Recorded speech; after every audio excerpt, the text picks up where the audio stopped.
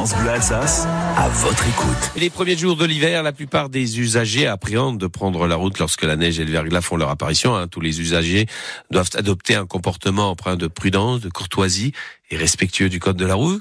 Oui, absolument, j'ai dit prudence et courtoisie.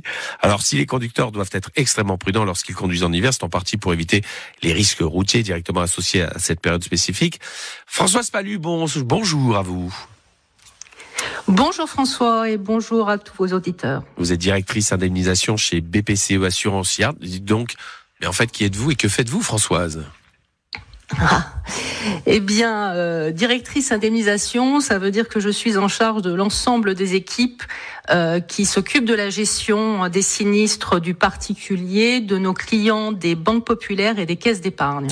Ça doit être compliqué en hiver. J'imagine que les dossiers doivent s'empiler sur les bureaux de vos collaborateurs, Françoise. Alors, chaque saison a ses particularités. On l'a vu avec la fin d'année et des problématiques de catastrophes naturelles, d'inondations dans le Nord. Mais c'est vrai que l'hiver, là, on a le vrai sujet du froid sur les routes et du froid pour nos maisons. Voilà. Alors, c'est des phénomènes climatiques assez violents qui nous a vu voir apparaître notamment des pluies verglaçantes. Alors, c'est quoi, Françoise, finalement, les bons réflexes à adopter en cas d'alerte neige et verglas? Parce qu'on a vu des situations où carrément, il y a certaines régions, en Alsace moins parce qu'on a plus l'habitude, mais d'être paralysé carrément, finalement. Alors, vous l'avez dit tout à l'heure, la prudence, bien sûr, est toujours de mise.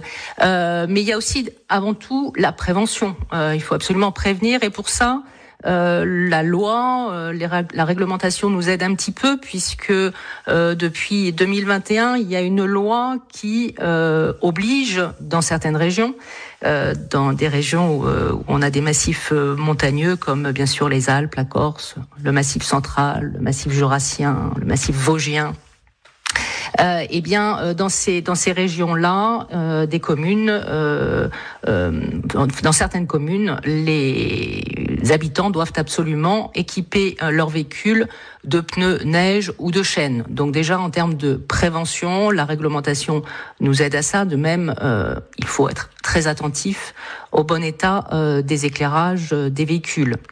En revanche, au-delà de cette prévention réglementaire, je crois qu'il faut vraiment être très attentif au bon sens de prévention que vous avez particulièrement, je pense, en Alsace où vous êtes habitué à ça. C'est-à-dire que avant de partir, il faut bien sûr se renseigner sur l'état du réseau routier sur la route. Oui. Sur laquelle vous devez circuler. Et d'ailleurs, écoutez France Bleu Alsace, je crois que vous donnez largement aussi les indications utiles pour cela. Bien sûr, il faut éviter les déplacements non indispensables, prévention la plus simple, je dirais. Et puis, une fois qu'on doit partir, des gestes vraiment de prudence, comme diminuer sa vitesse ou multiplier par 2 la distance de sécurité avec la voiture qui précède, puisqu'on sait très bien que les distances de freinage sont bien plus allongées et là l'accident peut être parfois grave. Absolument. Et on a une autre donnée aussi importante, c'est notre côté frontalier, puisque en Allemagne les équipements aussi sont obligatoires et si on respecte pas ça, on risque quoi, Françoise, finalement ? Là, vous avez à la fois, dès lors que vous êtes en infraction à une réglementation, vous avez bien sûr des amendes éventuelles qui pourraient vous être infligées. Mais surtout, ce qui compte, moi en tant qu'assureur, ce qui m'importe, c'est d'être vraiment plutôt en prévention de tout accident. Puisqu'on le voit bien, l'accident c'est de la tôle, souvent, majoritairement, heureusement, ce sont des accidents matériels, mais il y a aussi parfois des accidents corporels et qui sont gravissimes.